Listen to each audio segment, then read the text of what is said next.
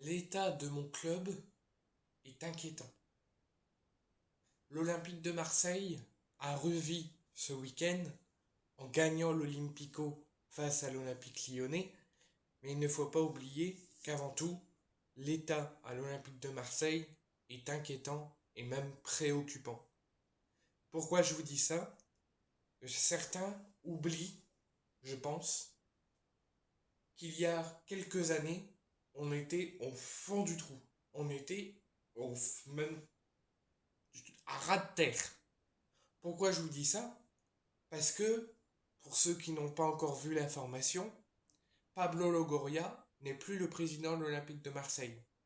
Franck McCourt a entendu le, le départ de Roberto De Zerbi, a entendu que l'OM a mis Pancho Bardonado en tant qu'entraîneur intérim et que la direction, ça n'allait pas non plus.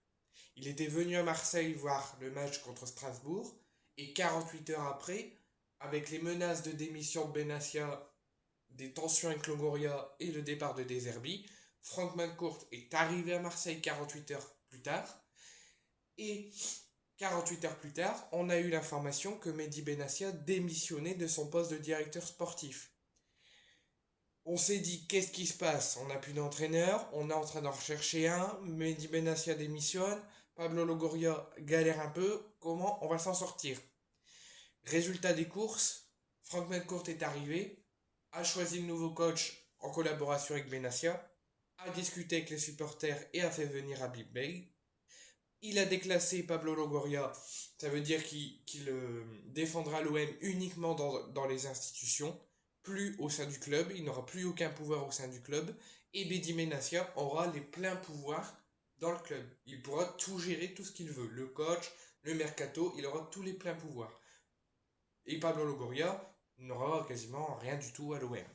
Donc maintenant, on a eu les menaces de démission après les menaces de démission de Benassia, qui les a appliquées, mais finalement qui est revenu et qui a rapatrié son contrat jusqu'à la fin de la saison. On a les menaces de Pablo Longoria parce que il voulait pas être déclassé. Il n'a pas accepté la situation, il n'a pas accepté le déclassement fait par Frank McCourt et il a menacé de démissionner. Résultat des courses, il ne démissionne pas, il est démis de ses fonctions. Pablo Longoria est démis de ses fonctions. Donc à l'heure actuelle, on a un président par intérim et on n'a plus de Pablo Longoria à l'OM.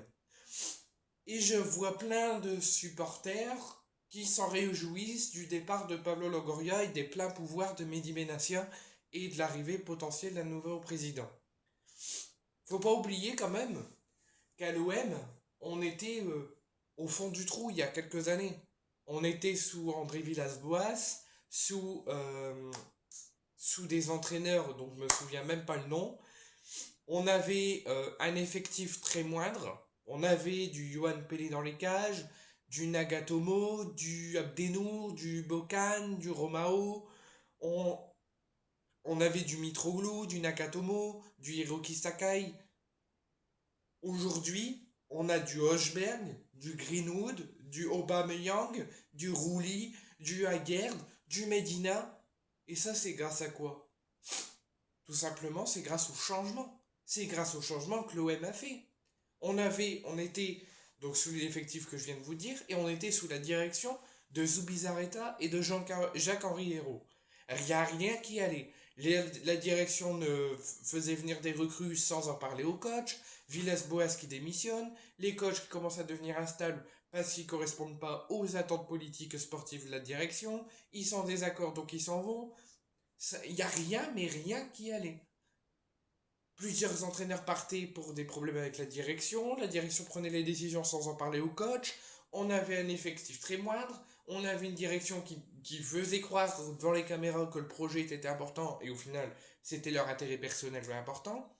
Et quelques années où on les a eus sous la direction de l'OM, ils sont partis. On a eu l'arrivée de Pablo Longoria et depuis on a le renouveau.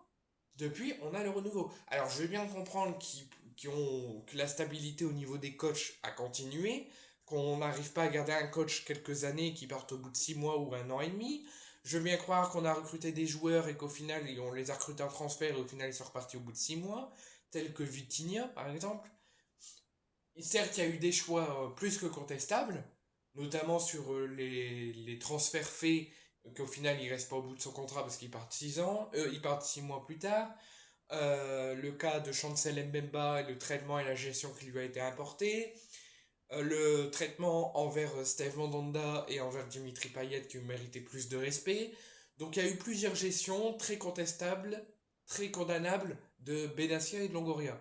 Je veux bien le comprendre. Mais il ne faut pas oublier qu'à l'heure aujourd'hui, si on a du Greenwood, si on a du Guiri, si on a du Aubameyang, du Nwaneri, du Pachao, du Hochberg, du Rouli, du Pavard, du Medina, du Haguerd, bah, c'est grâce à la gestion et au projet que a construit Logoria et Benafia.